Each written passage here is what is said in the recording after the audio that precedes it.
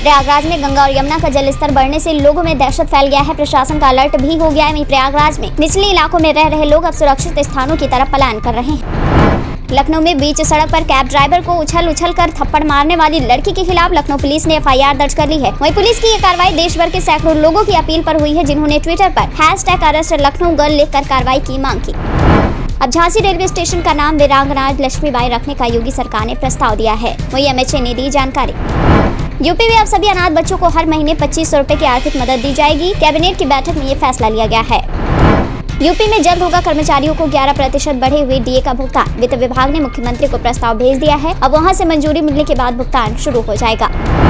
Mega vaccination के लिए UP सरकार पूरी तरह से तैयार है। यूपी सरकार का लक्ष्य है कि पूरे प्रदेश में एक दिन में 20 लाख लोगों को वैक्सीन लगाई जाए। मुरादाबाद से सपा सांसद ST हसन ने कहा है कि चुनाव बाद सपा बसपा और कांग्रेस को साथ आकर सरकार बनाना चाहिए, जिससे कि बीजेपी को रोका जा सके। यूपी सरकार ने 16 अगस्त से 9वीं से 12वीं कक्षा के स्कूलों को खोलने का निर्देश दिया है। हालांकि स्कूलों को 50% क्षमता के साथ ही खोला जाएगा। इसके अलावा सरकार ने कॉलेज और यूनिवर्सिटी खोलने की भी घोषणा कर दी। यूपी विधानसभा का मानसून सत्र 17 अगस्त से शुरू होगा। विधानसभा सत्र में कोरोना प्रोटोकॉल का पालन किया जाएगा। वहीं सत्र के हंगामेदार होने के भी आसार हैं। बीजेपी के यूपी प्रदेश अध्यक्ष स्वतंत्र देव सिंह ने सुहेलदेव भारतीय समाज पार्टी के अध्यक्ष ओम प्रकाश राजभर ने मुलाकात की। राजभर के NDA में शामिल होने के कयास एक बार फिर से लगाए जा रहे हैं। वैज्ञानिकों और डॉक्टरों का कहना है कि भारत में कोरोना वायरस की तीसरी लहर इस महीने से ही शुरू हो जाएगी और अक्टूबर में इसका पीक आएगा। वहीं दुनिया भर के वैज्ञानिकों का ये भी मानना है कि कोरोना संक्रमण की लहरें समाप्त नहीं होंगी और ऐसे ही आती रहेंगी। ओलंपिक में गए भारतीय खिलाड़ियों को अब स्पेशल गेस्ट के तौर पर 15 अगस्त को लाल किले पर PM नरेंद्र मोदी इनवाइट करेंगे। उत्तर भारत के पहाड़ी राज्यों में भी 26 जुलाई से 1 अगस्त तक के हफ्ते के बीच पिछले सप्ताह की तुलना में नए मामलों में बढ़ोतरी देखी गई है। हिमाचल प्रदेश में ये बढ़ोतरी 64% है, जो कि पूरे देश में सबसे ज्यादा। हालांकि कुल संख्या देखें तो केरल कोरोना के मामलों में साप्ताहिक बढ़ोतरी बहुत ज्यादा है। 7 अगस्त को PM नरेंद्र मोदी राष्ट्रपति भवन में मंत्रियों संग बैठक कर सकते हैं, ऐसा सूत्रों ने जानकारी दी है। उत्तराखंड में 2 अगस्त से 9वीं और 12वीं तक के स्कूल खोल दिए गए। स्कूल को खोले जाने के फैसले को हाईकोर्ट में चुनौती दी गई। इस मामले पर आज सुनवाई होगी।